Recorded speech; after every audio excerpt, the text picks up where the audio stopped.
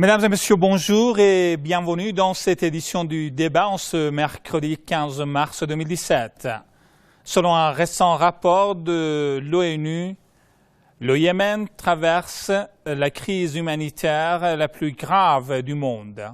Et le pays le plus pauvre du Moyen-Orient risque en effet de connaître d'ici la fin de l'année une situation de famine en raison de la persistance des frappes aériennes saoudiennes et le blocus imposé par le régime de Riyad. Alors que l'Arabie saoudite poursuit sans répit ses raids, les déplacements des civils se multiplient et avec la destruction des infrastructures de santé, les maladies se propagent.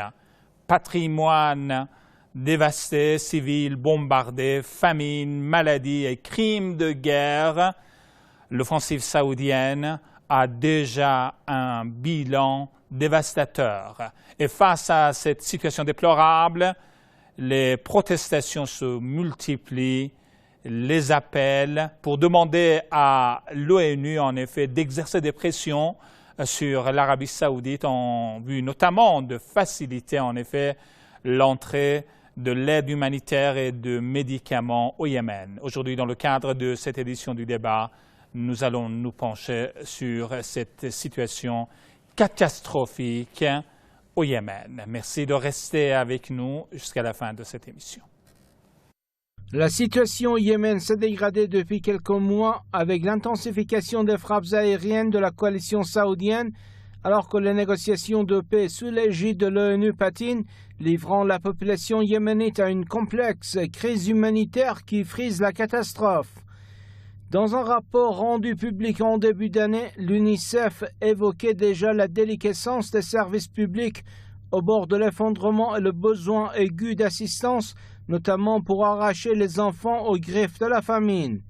Alors que le Yémen traverse une crise humanitaire considérée par l'ONU comme la plus grave du monde, la situation empire encore suite au récent bombardement des villes yéménites par la coalition dirigée par l'Arabie saoudite.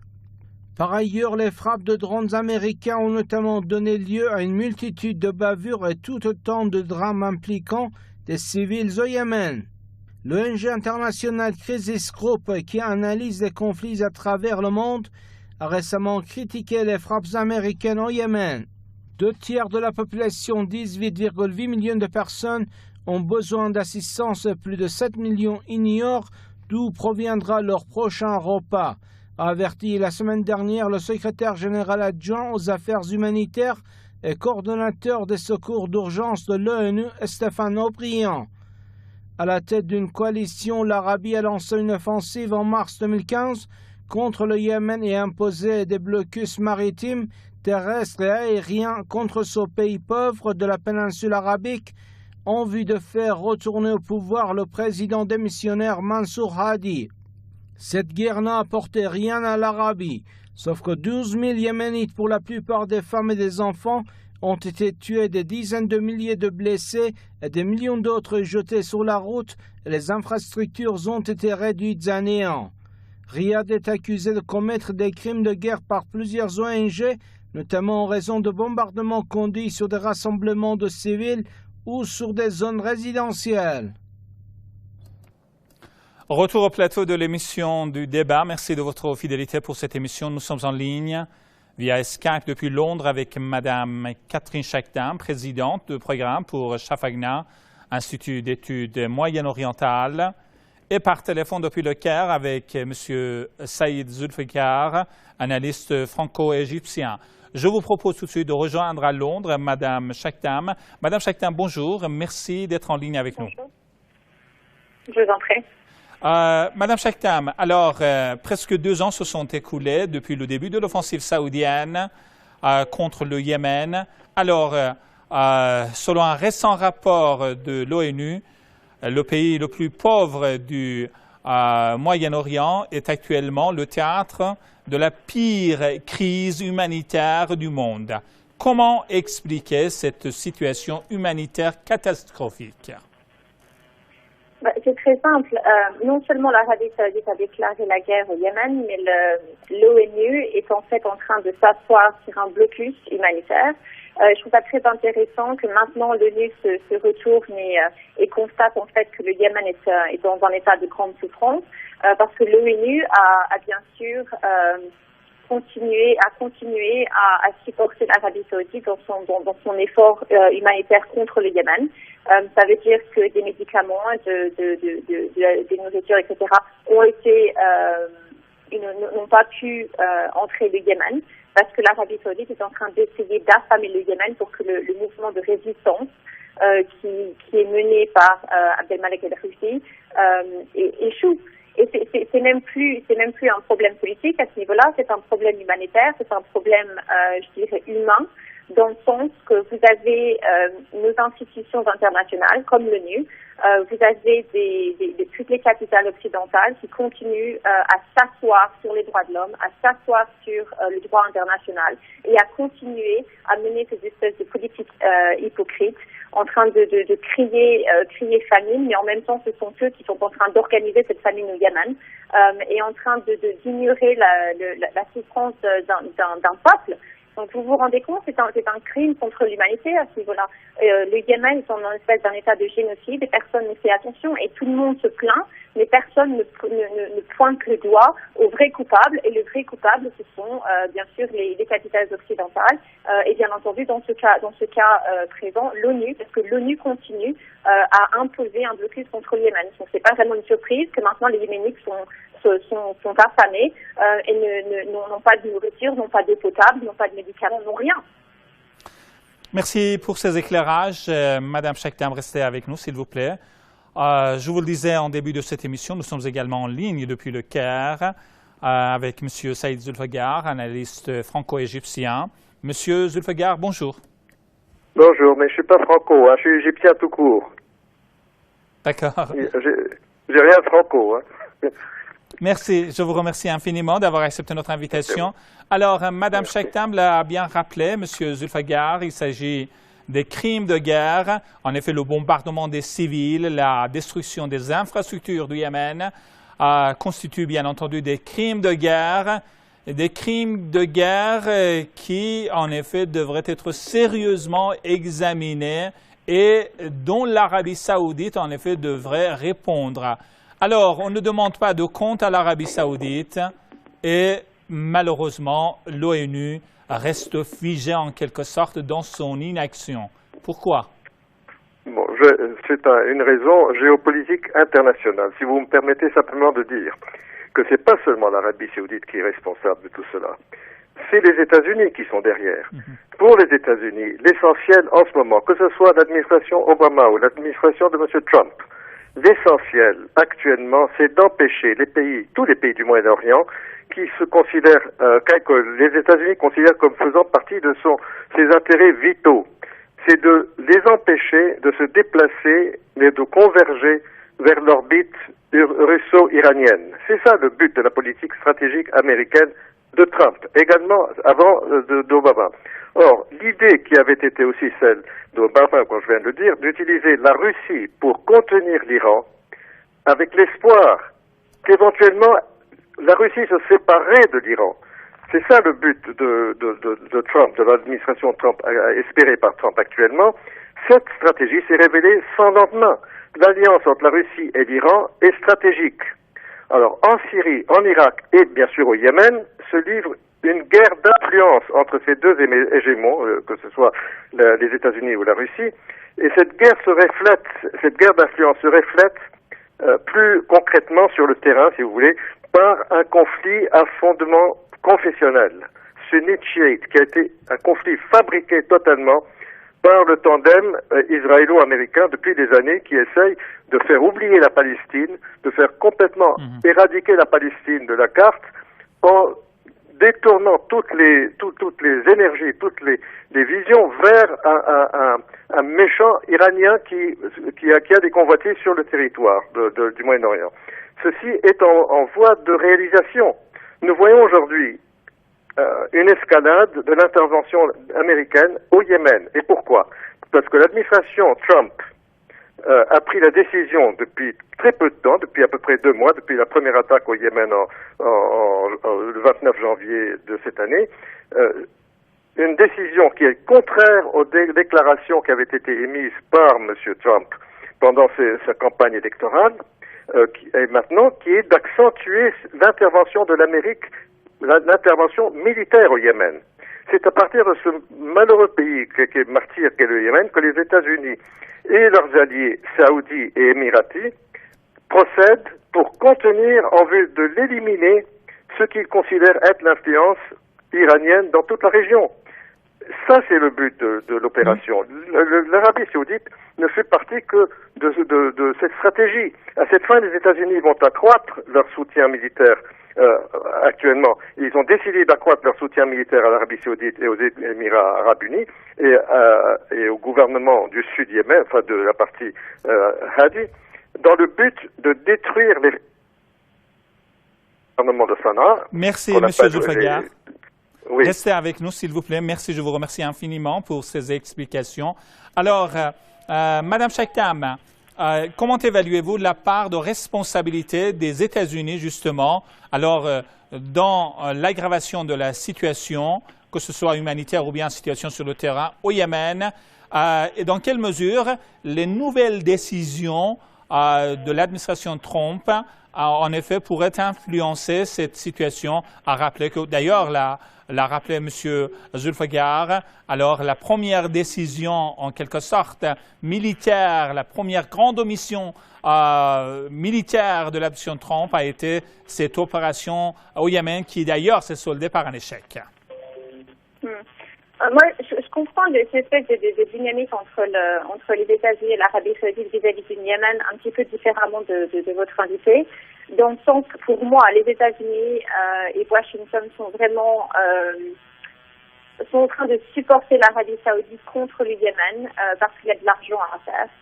Parce qu'on a vraiment tendance à oublier que l'Arabie saoudite a un lobby à Washington et que ce lobby est devenu très important. Et qu'ils ont été capables de vraiment s'appuyer et de pousser contre certains officiels aux États-Unis et que les États-Unis sont vraiment ont été infiltrés par le wahhabisme. Et ça a créé une situation où maintenant Washington est vraiment obligé de servir presque l'Arabie saoudite et Riyad et son agenda sur le Moyen-Orient, donc dans ce cas-là, le Yémen. Donc pour moi, c'est pas vraiment...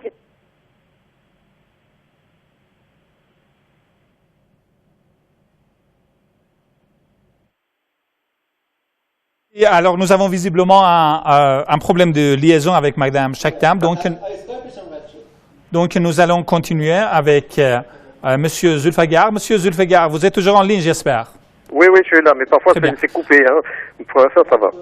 M. Zulfagar, est-ce que vous m'entendez? Oui, je vous entends. Alors, M. Zulfagar, que les États-Unis tirent en effet les ficelles de ce qui se passe. Oui, bien entendu. Les États-Unis sont derrière l'Arabie saoudite. Vous savez, les bombardements qui se font sur le Yémen sont organisés à partir d'un centre de commandement à Riyad. Dans ce centre de commandement s'y trouvent des officiers américains, britanniques et peut-être même français qui décident des cibles à bombarder avec les officiers saoudiens et peut-être émiratis. Vous m'entendez là? Vous m'entendez? Allô? Alors, un instant, s'il vous plaît, M. Zulfagar, parce que tout récemment, on a entendu que l'Arabie saoudite, le roi d'Arabie saoudite avait demandé justement à l'Égypte, d'une part, de contribuer à l'offensive contre le Yémen et d'autre part, en effet, pour dissuader le Caire de s'éloigner de l'Iran. Est-ce que je voulais justement, ma question est la suivante, est-ce que tout cela s'inscrit dans le cadre de cette stratégie américaine dont vous parliez tout à l'heure? Oui, ce qui se passe, c'est que les Américains ont la crainte, justement, de voir certains pays arabes converger vers le tandem russo-iranien, dont l'Égypte. Vous savez que l'Égypte a voté avec la Russie aux Nations Unies au mois de janvier, ce qui a déplu énormément, non seulement aux Saoudiens, mais également aux Américains. Or, l'Égypte a même des troupes, peut-être des troupes russes sur le territoire égyptien, sur la frontière libyenne.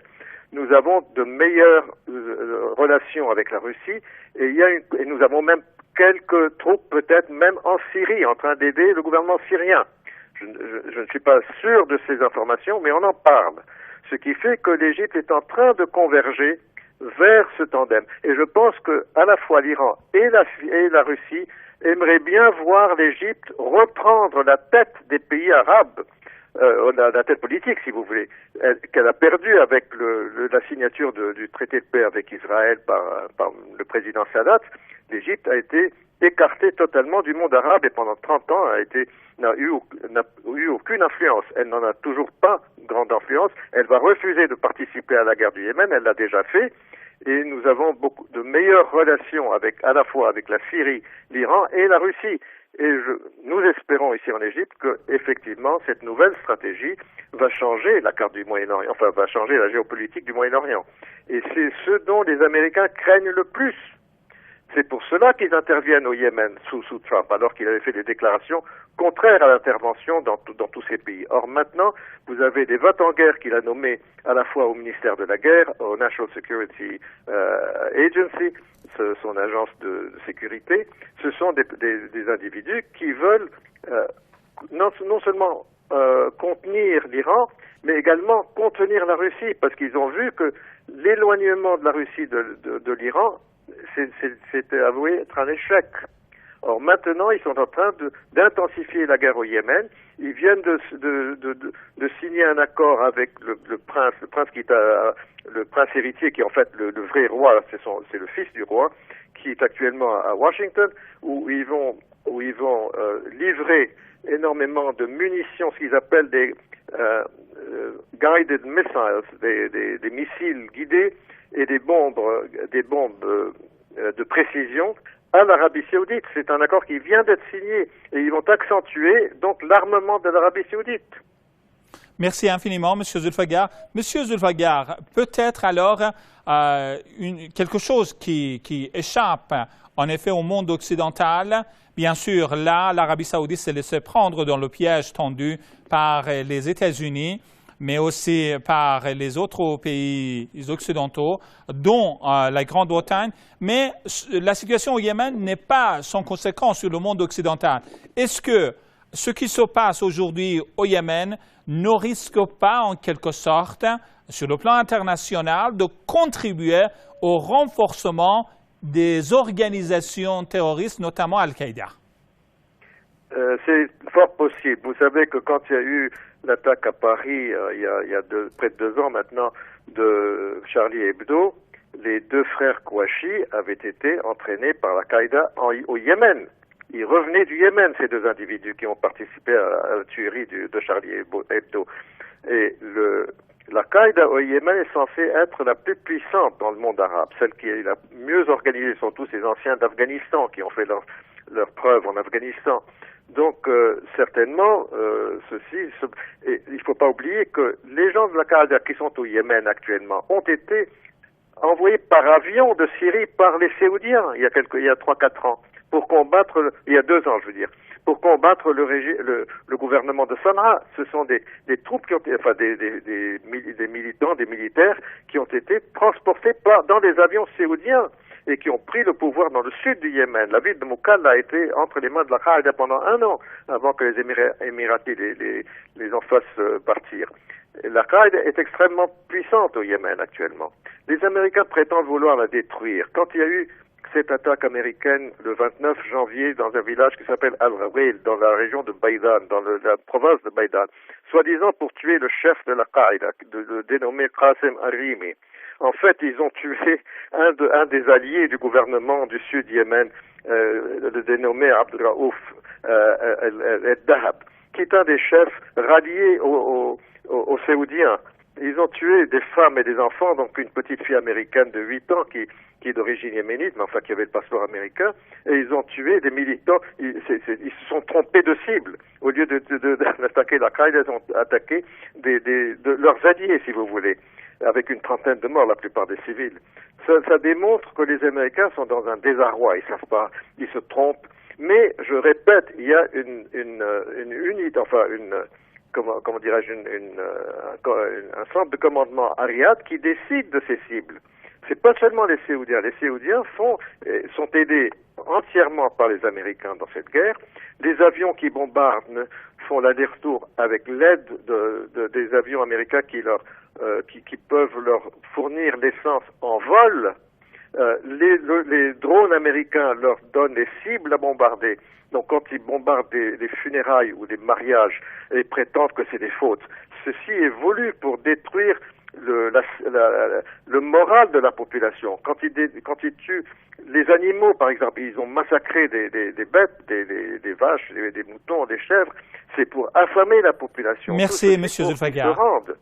Alors, oui. Une toute dernière question, s'il vous plaît. Donc, aujourd'hui, l'Arabie saoudite, qui est soutenue d'ailleurs par les États-Unis, la Grande-Bretagne, ses alliés politiques et économiques, l'Arabie saoudite se voit confrontée en effet à un enlisement. L'Arabie saoudite a échoué dans sa politique d'affaiblissement du Yémen, d'affaiblissement du moral de la population yéménite, ça c'est sûr. Alors, autre chose, l'Arabie saoudite malheureusement a joué un rôle de déstabilisation de la région du Moyen-Orient, que ce soit au Yémen ou bien en Syrie. Alors, une dernière question, à qui profiterait justement au plan régional, au plan international, c'est les États-Unis, bien entendu, et au plan régional, à qui profiterait, M. Zulfagar, cette politique? Bon, écoutez, vous savez, on parle des États-Unis, mais les États-Unis ne sont pas seuls. Il y a un tandem israélo-américain.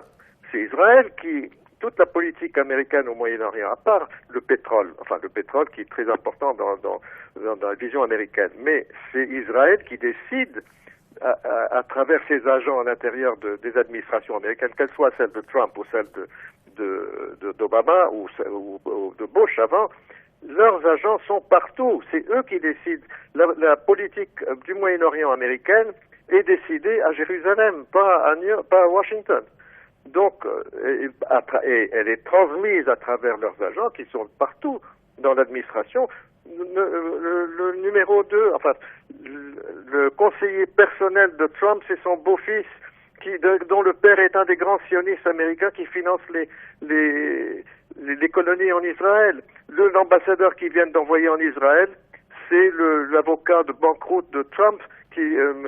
Friedman, qui lui-même finance lui-même et son groupe finance également les colonies en territoires occupés. Donc vous avez, les Israéliens sont au pouvoir en Amérique. Le Congrès américain, c'est un territoire occupé israélien. Merci infiniment, M. Zulfagar.